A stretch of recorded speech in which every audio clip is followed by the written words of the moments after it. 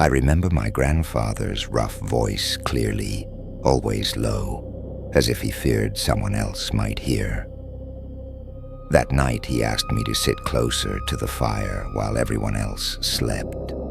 There was a strange glint in his eyes, a mix of fear and resignation.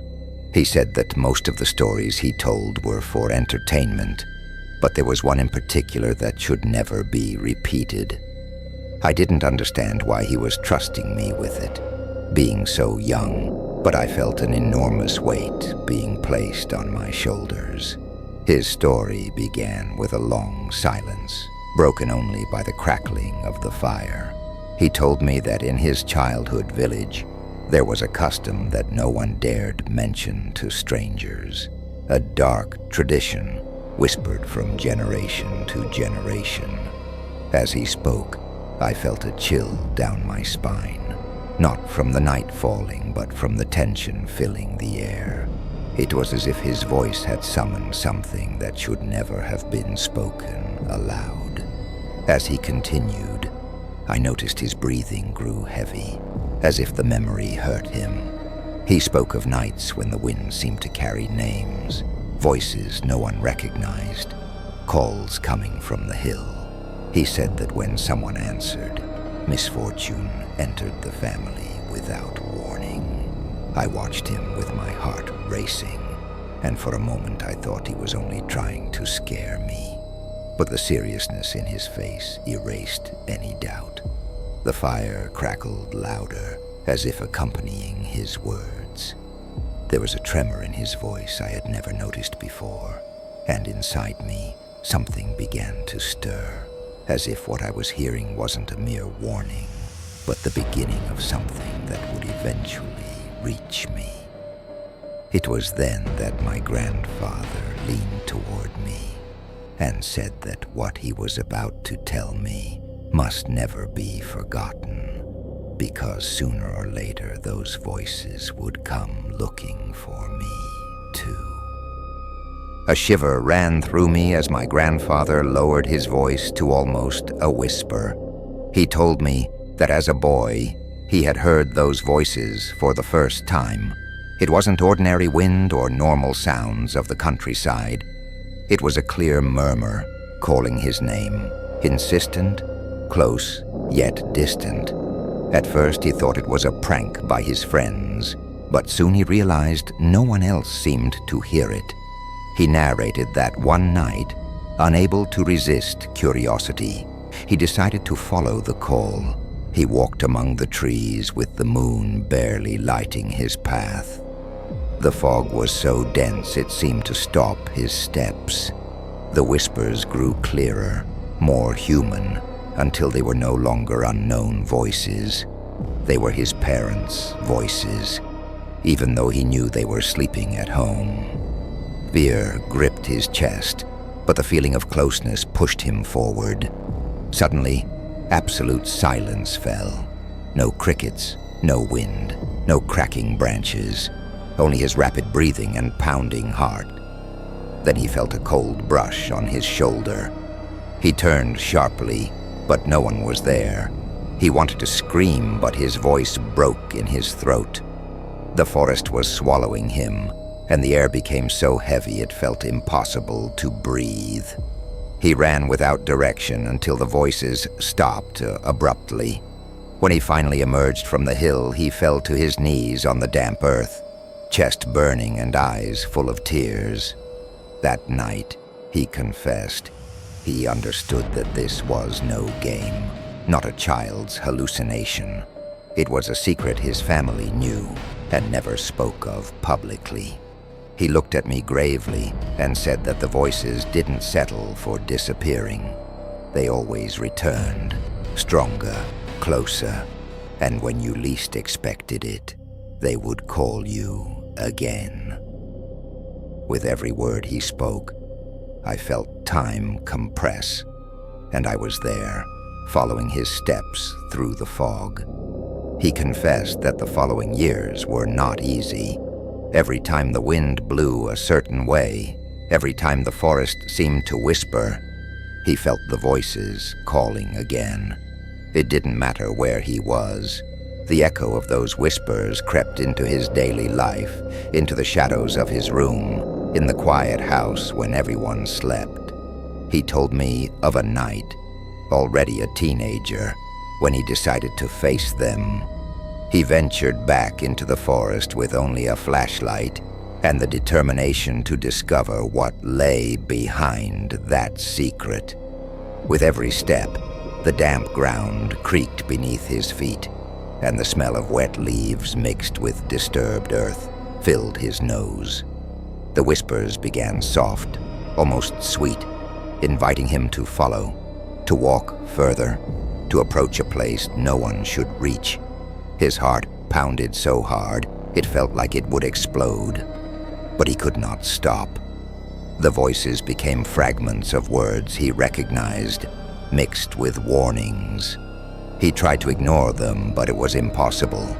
Fear mixed with curiosity, with a need to know, to look beyond what was allowed.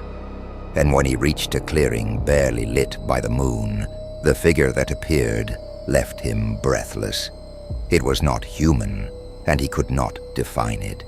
He only knew it was there, watching, and in its gaze were centuries of secrets kept. His instinct screamed to run, but something inside him said if he turned around, he might be lost forever. He ran, stumbling over roots and branches, while the voices followed, now closer, more urgent, more personal.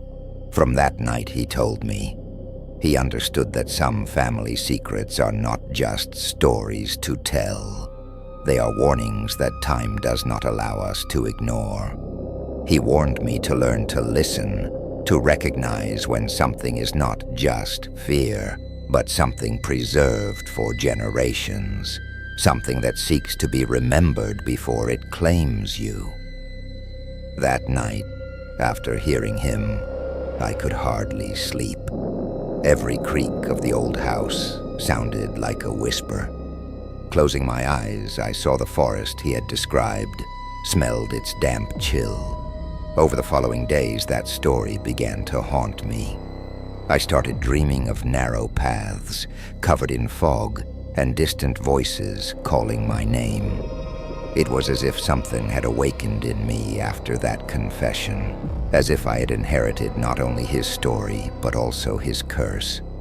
I didn't tell anyone, but inside me grew the urge to find out if it was real or just suggestion. One afternoon, I decided to walk the path around the old house. It wasn't the forest he had described, but the air carried the same metallic, earthy smell from his words. With every step, the silence grew heavier, and although the sun was shining, the light seemed weak, almost sickly. I told myself it was foolish, that nothing was there, but my heart raced unnaturally. Then among the trees I heard something. It wasn't wind, not birds. It was my name, clear, almost at my ear, and I knew I hadn't imagined it. I froze, muscles tense. Listening, the voice repeated softer this time, as if inviting me closer. I stepped forward without thinking. The ground was wet, my shoes sinking slightly in the soil. With each step, the forest's scent intensified, and my breath quickened, my hands chilled. The voice seemed to come from everywhere at once, familiar in a way that froze my blood. Then I remembered my grandfather's warning, but it was too late. Something was drawing me in, and I could not stop. I kept walking until reaching a clearing. The sunlight had faded, though it wasn't night yet. Everything seemed gray, muted. In the center, the air vibrated with a barely audible murmur. It felt like being inside a secret too vast to comprehend. I closed my eyes for a moment and felt a brush on my shoulder. I opened my eyes sharply, and there was no one, but the murmur became a short, clear phrase that made me step back. Come back to us. I fell to my knees, hands shaking. realizing what my grandfather had experienced was now choosing me. I ran without looking back. Branches scratched my arms and face, but I felt no pain, only overwhelming fear. The forest seemed endless, as if reshaping itself to trap me. The voice followed, not louder but closer, almost accompanying me. I stumbled several times, and when I finally saw the exit, something invisible brushed the back of my neck. I crossed the path's edge, and suddenly everything sounded normal again. Birds, wind, insects. I collapsed to the ground, gasping, heart racing, knowing there was no turning back. That night, in my room, nothing improved. Every shadow seemed to move. Every sound echoed those whispers. I couldn't sleep. I felt something had stayed with me, something that hadn't crossed the path, but now watched from some invisible corner. I got up and turned on the light, but it didn't help. The silence was so thick it hurt. I looked in the mirror and saw my pale face, eyes wide open. In that moment, I understood why my grandfather had warned me. It wasn't a story, it was a legacy. The following days were torment. It didn't matter where I was, I always felt a whisper behind me, an invisible breath. Sometimes I thought I heard my grandfather's voice, among others, as if guiding or warning me.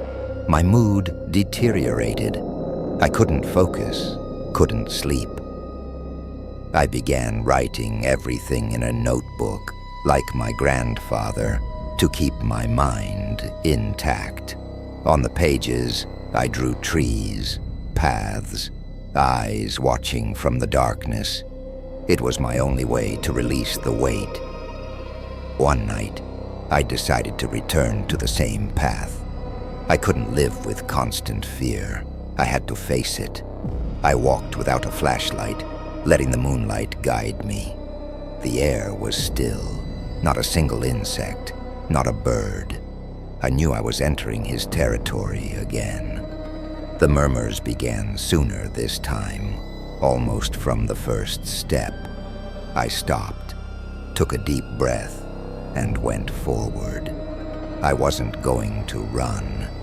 If this was part of me, I had to understand it. The path led me deeper than I remembered. It was as if the forest opened to show something previously hidden. In the center of a clearing different from the first, I saw something I hadn't expected. An old wooden cross, worn, marked in ways I didn't understand. The murmur grew louder, and for a moment I recognized my grandfather's voice among the others. It said my name, but also something I couldn't decipher. I stepped closer and placed my hand on the cross. It was icy, colder than the surrounding air. Touching it, a wave of images passed through me. I saw my grandfather as a young man, kneeling in that same spot, surrounded by shadows. I saw other villagers performing silent rituals. I saw generations marked by a secret that should never have left the forest. I opened my eyes and was alone again, but certain that I was now part of that chain. My breathing was uneven, my body trembling, but something inside me had clarified.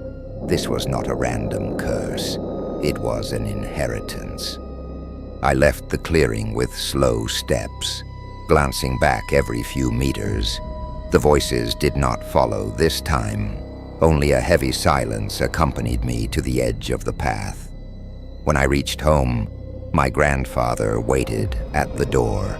His face was serious, as if he knew exactly what I had done. He said nothing. He only looked at me with eyes full of sorrow and nodded slightly, as if recognizing that the cycle had repeated. I climbed to my room with the weight of his gaze on my back and the echo of the voices still in my ears.